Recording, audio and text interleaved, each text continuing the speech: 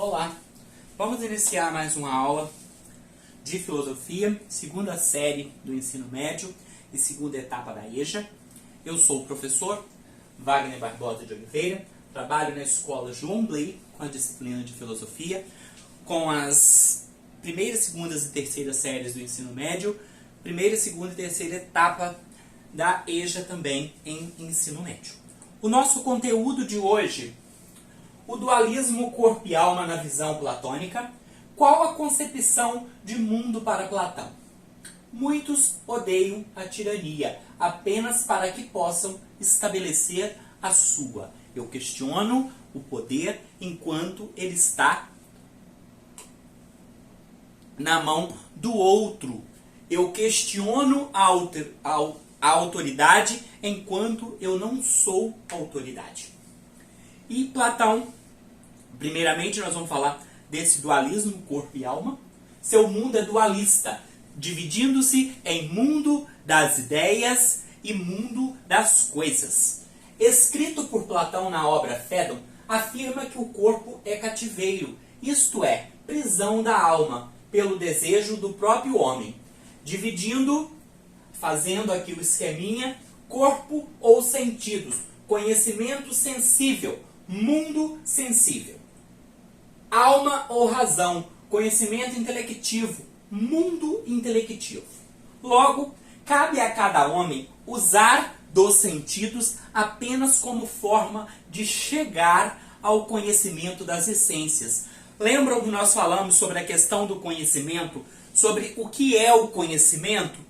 E a questão dos sentidos? Platão fala que nós devemos usar desses sentidos apenas para alcançar o que é em si, pois os enganos da opinião, e com isso evoluir pelo processo da metempsicose. Olha só, cabe a cada homem usar dos sentidos apenas como forma de chegar ao conhecimento das essências. O que é a essência? A origem.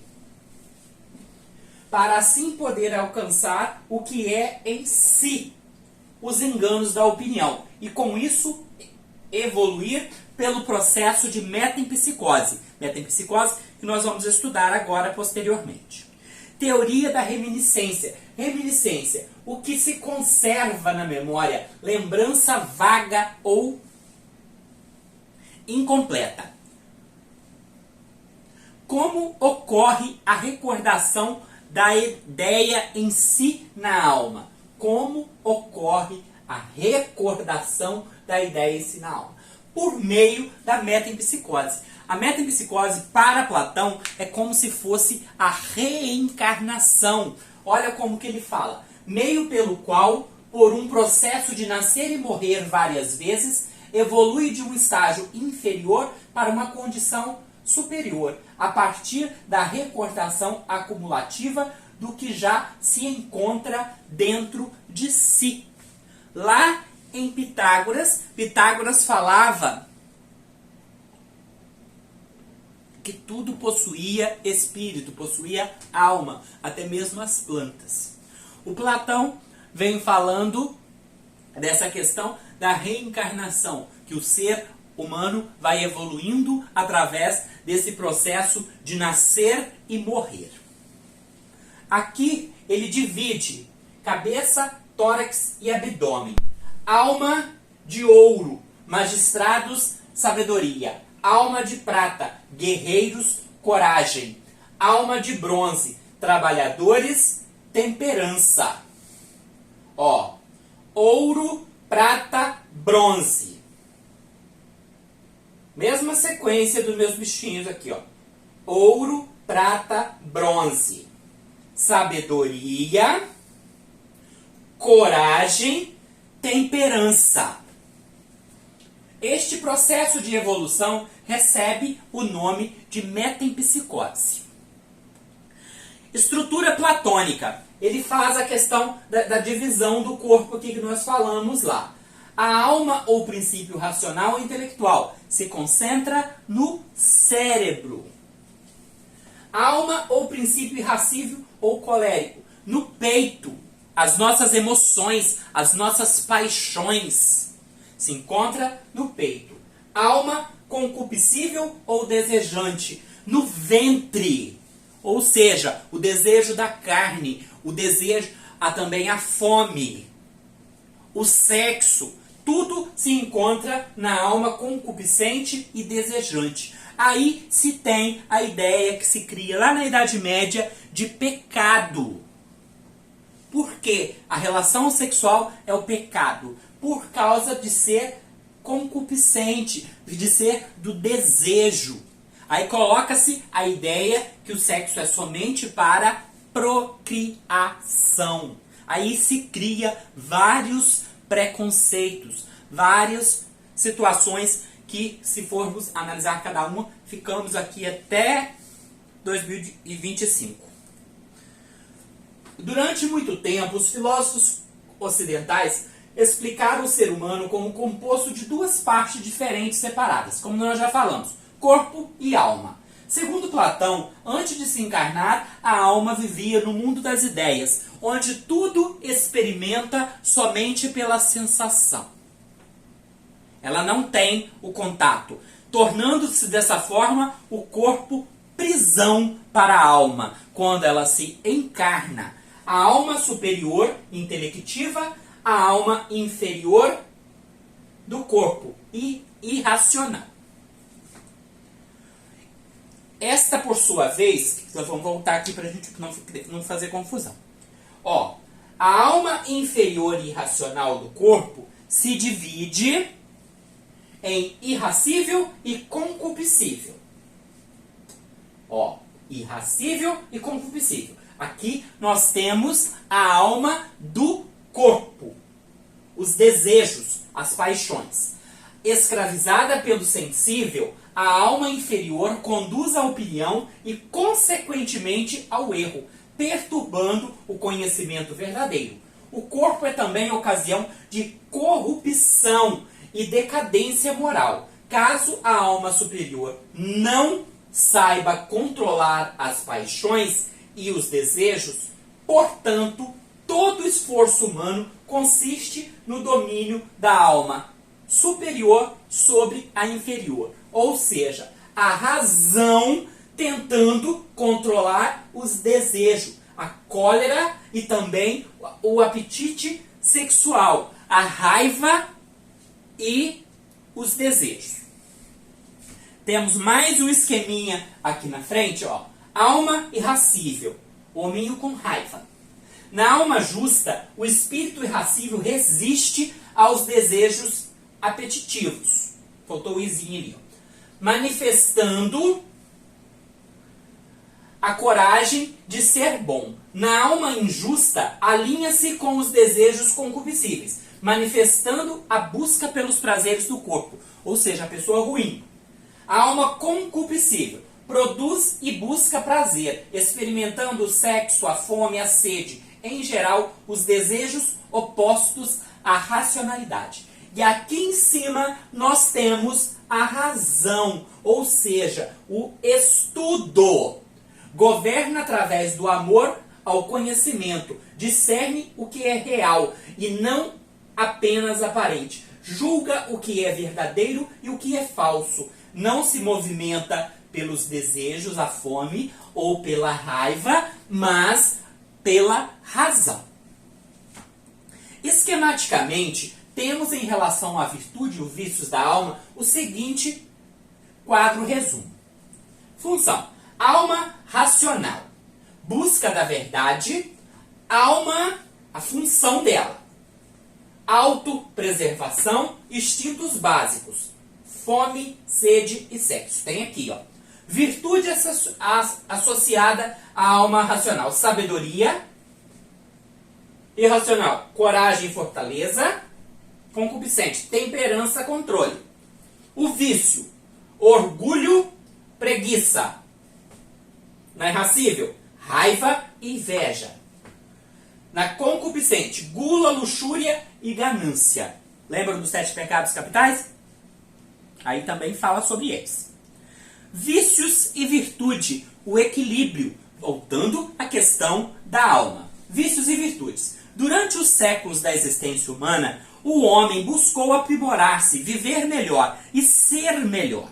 Porém, nas histórias temos relatos e comprovações do cotidiano, percebemos que nossos problemas nascem do exagero ou da falta.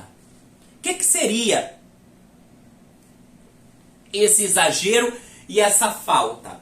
Olha só. Desde problemas físicos até as crises nos relacionamentos. Faltou vitamina, faltou amor, teve excesso de paixão, teve excesso de comida, a gula. Aí volta lá nos desejos. Então, o que é feito? Nós buscamos a justa medida, o equilíbrio. Continuando, pensando nessa luta entre medidas, é inevitável chegar no que melhor lhe traduz os vícios e virtudes. Aristóteles classifica a virtude como parte da ética. Geralmente, a encontramos quando se fala de ética ou moral. Para ele, a virtude era uma vitória da razão sobre os impulsos, ou seja, a razão, o controle sobre esses desejos. Para ele, isso era uma virtude, que se manifestava como hábitos. Os estoicistas que buscavam a apatia, ou seja, indiferença, ficar zen diante da realidade, para eles as paixões ofuscam o logos, ou seja, o que é gerado na alma inferior perturba a alma superior. Então, eles ficavam alheios à realidade. Daí por diante, diversos filósofos refletirão sobre o tema. O estoicismo, baseado numa ética rigorosa, de acordo com as leis da natureza, assegurava que o universo era governado por uma razão universal divina, o Logos divino, ou seja, a razão de Deus. Dessa forma, para os estoicos, a felicidade era encontrada na dominação do homem ante suas paixões, considerada um vício da alma, em detrimento da razão. Ou seja, as paixões são vícios que nos tiram do campo da racionalidade. Sêneca nos fala: o homem vive preocupado em viver muito e não em viver bem, quando na realidade não depende dele o viver muito, mas sim o viver bem. Nós não sabemos o quanto nós vamos viver, mas nós temos que dar qualidade a esse pouco tempo que nós estamos aqui. Vamos oferecer a nós mesmos um pouquinho de conforto, um pouquinho de reflexão sobre a realidade. Esse pensar por que eu penso o que eu penso, como eu sempre falo com vocês em sala de aula. Aparentemente nos é claro a questão que a virtude é boa e o vício é mau. Porém, nos embates da vida, percebemos que tudo depende do ponto de vista. Cada um, seja pela formação que teve ou pelo temperamento inato, aborda determinada causa de um ponto específico. Isto é, o que normalmente dificulta o consenso do que é bom ou ruim. Também não há como negar que às vezes o vício é escolhido, mesmo tendo um consenso da sociedade de que aquilo é ruim. A metafísica vai nos dizer que mesmo quando escolhemos um fim menos bom, encontramos nele alguma vantagem. Ou seja, mesmo que haja consenso que a questão do álcool, a questão dos excessos não sejam bons, nós praticamos. Mas, se praticamos de maneira equilibrada, encontramos nele alguma vantagem. Ou seja, este equilíbrio. Falando em equilíbrio, diante da explanação feita, é perceptível o quanto a questão no ponto de equilíbrio é um tanto intimista. Porém, não é lícito cair no relativismo. A vida em sociedade a qual somos submetidos exige verdades supremas, consensos, um esforço para pensar no bem de todos, pois não há dúvida que os desequilíbrios individuais alcançam a vida de terceiros. Ou seja, o meu desequilíbrio não pode afetar a sua vida. O meu desequilíbrio quanto professor não pode afetar a qualidade do conhecimento que eu devo transmitir a você quanto aluno. Isso é uma questão, porque o desequilíbrio de um afeta o equilíbrio do outro na sociedade. Continuando, a vida em sociedade, nós somos submetidos, como eu já falei.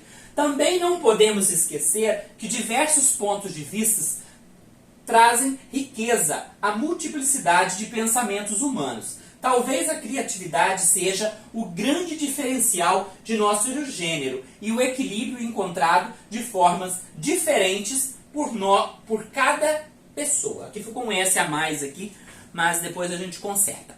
Então, nós vimos a questão de diferentes, esse equilíbrio, o ponto de vista diferente. O meu desequilíbrio não pode afetar a sua vida.